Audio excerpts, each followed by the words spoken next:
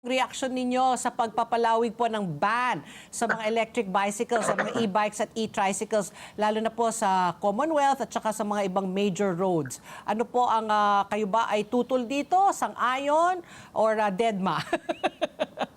Well, sa amin po, ang amin pong posisyon dyan ay sana ang LTO ay mas ano pa po nila, no? Mas pag-aralan po yung kanilang ipinatutupad. Okay. Dahil sa amin po, nobody quarrels about safety. Everybody wants safety on the roads. Okay Yes. po yan. Pero hindi lang safety kasi ang dapat natin i-consider dito sa issue ng mga e-bikes at e-trikes. Meron pong mga economic issues dito.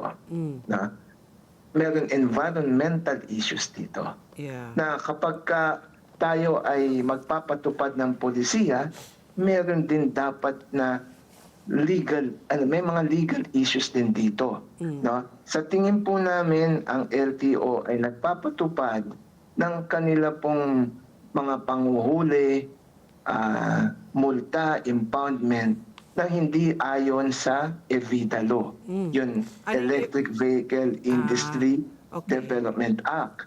Ang kanila pong basihan ay yung 19 kopong-kopong na traffic code. Okay. Noon yan ay ipinasa, wala pang mga e-trikes, wala pang mga electric vehicles. Ngayon, yung EVIDA law passed and signed into law 2022.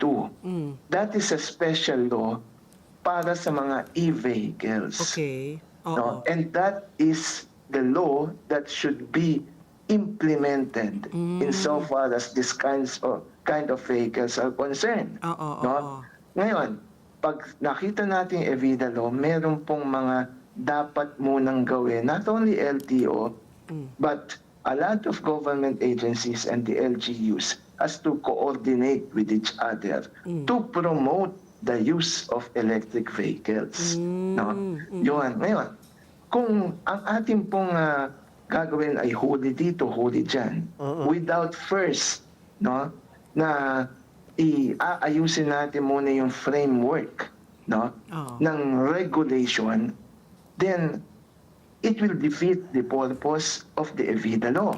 Kaya ang amin pong pakiusap, no, noon pa, no, pag-aralan nyo mabuti, magkaroon kayo ng malawakang campaign dito.